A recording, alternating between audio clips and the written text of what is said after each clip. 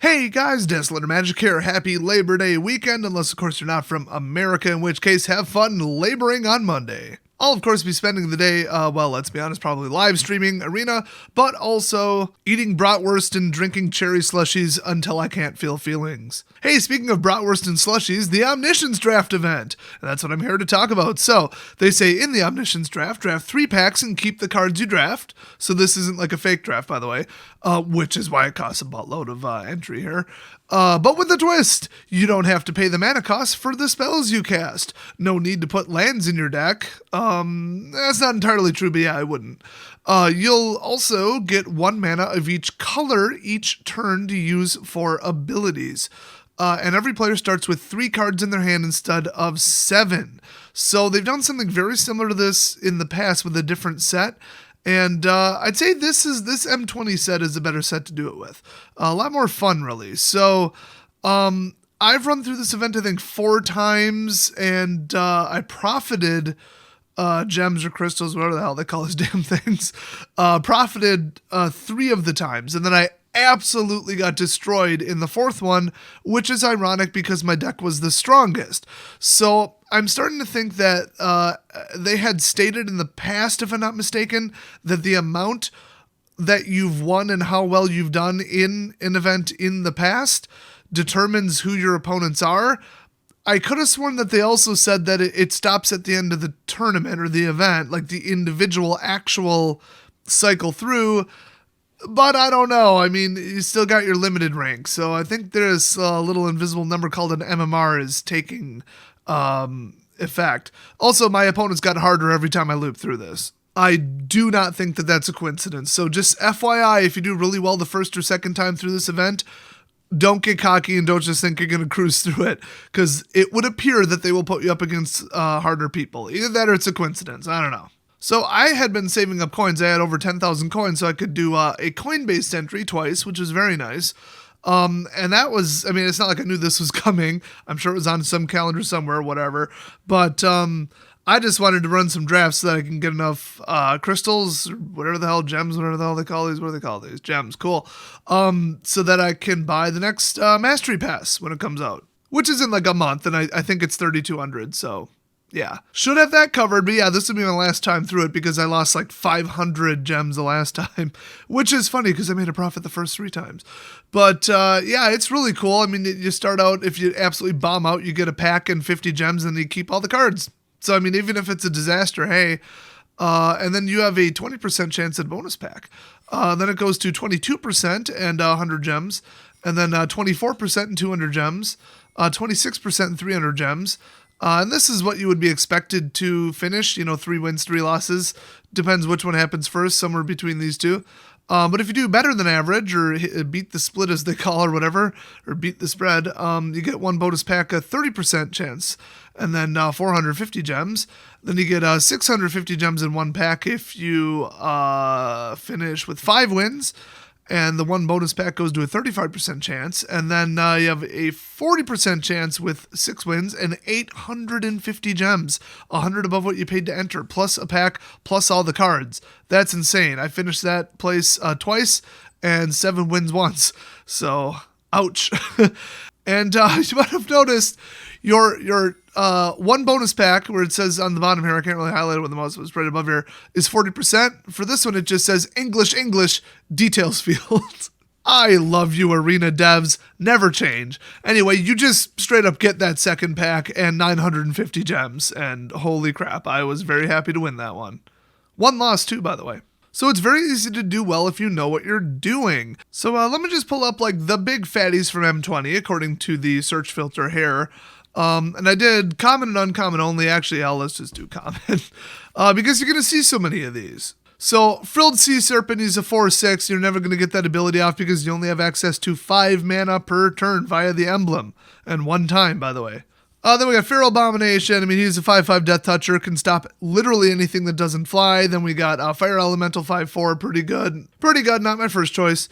And what else? Let's see. What else have I put in my deck? Oh, Ripscale Predator. That's huge. 6/5 for 6, but who cares? You don't have to pay the mana cost.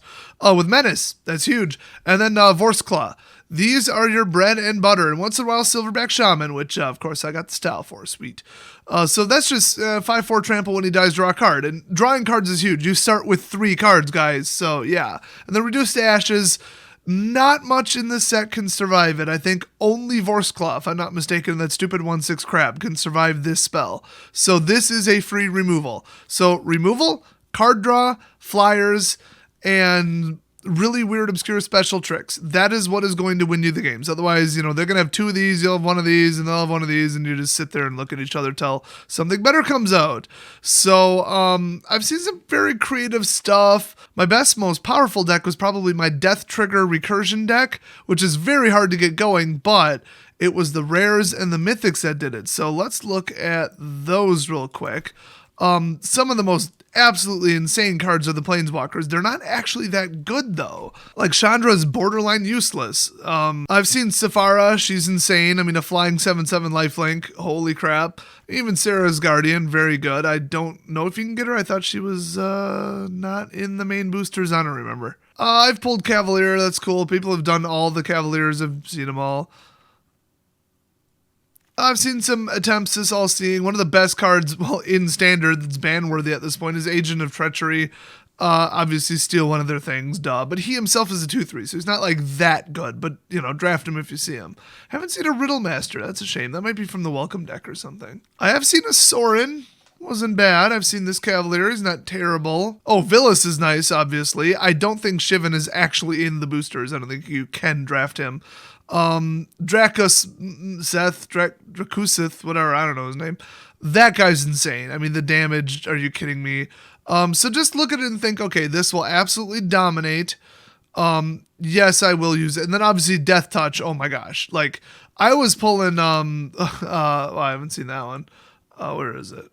I even drafted a couple copies of Sedge Scorpion when I had an absolutely nothing better to do, no option pool left, basically.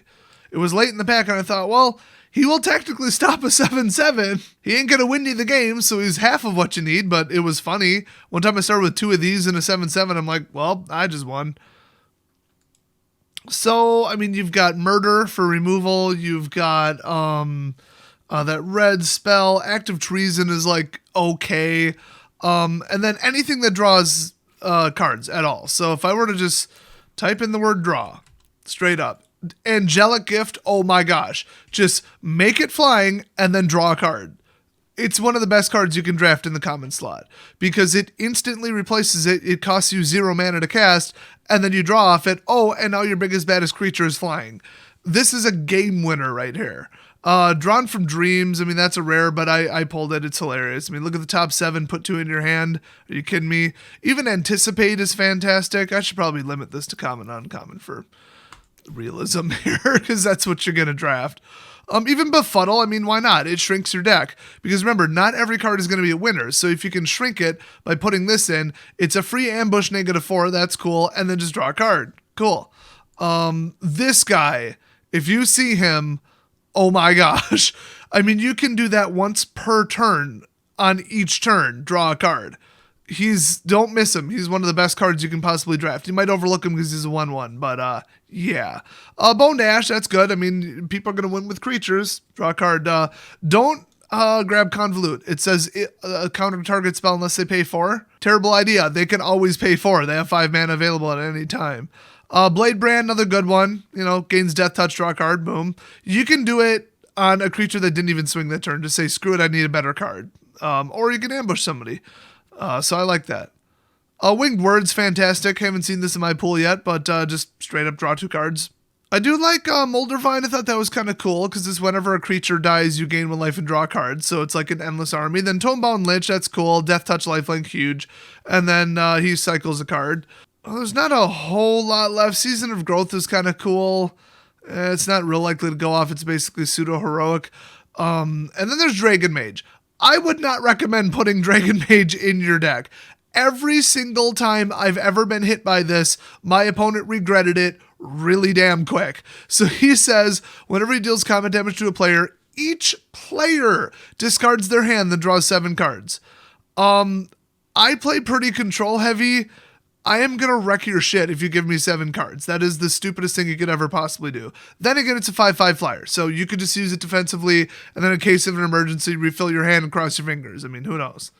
Another hilarious trick is obviously Mind Rot. I mean, that's huge. I wouldn't go near Duress. It's non-creature, but Mind Rot is pretty funny. I've hit people on basically their turn 0, my turn 1, and gotten rid of 2 out of their 3 opening cards. It doesn't do crap late game, but it's funny. And then the other trick that I thought was pretty good was Thought Distortion. This spell can't be countered, so okay. And people do run counter spells. I mean, it's a thing. Target opponent reveals their hand, exile all non-creature, non-land permanents from that player's hand and graveyard. Yeah, all non-creature, non-land cards. Ouch. So instant sorceries, enchantments, everything. There's also a blue pin down enchantment, because remember, this is kind of like... I don't remember the acronym, but it's kind of like pre-releases where removal is king, biggest baddest creatures and bombs is king.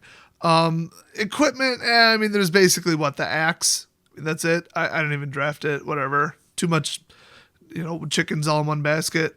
Makes it a bit of a target. But yeah, I would say that out of the 3 packs, and depending upon what you get past, you can pick up just a tiny handful of rares, and those are probably going to win the game.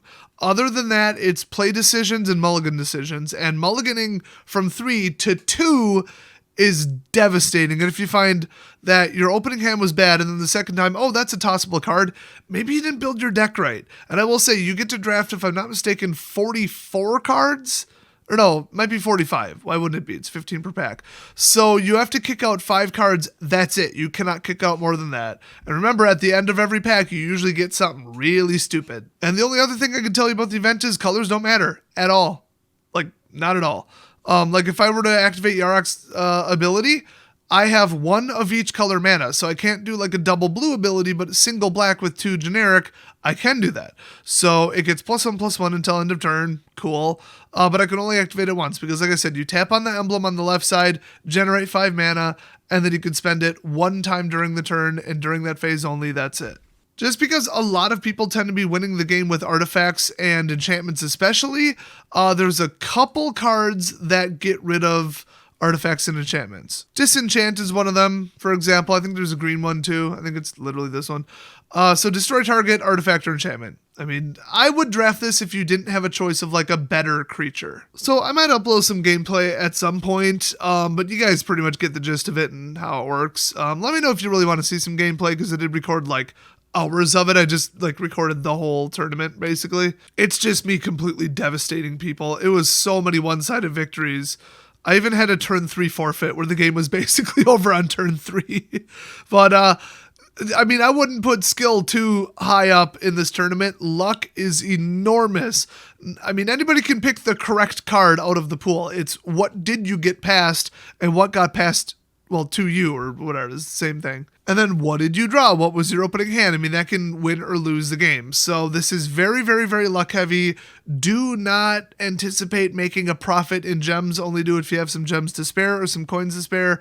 But I would recommend everybody try it once, because it's just so fun and hilarious and weird and dumb, and I just love everything about this event. It's so fun. That's why I ran it 4 times. Plus, I made a profit 3 times, so of course I'm going to. So anyway, thanks for watching. Hopefully this prepares you completely for the event, and I will see you guys next video.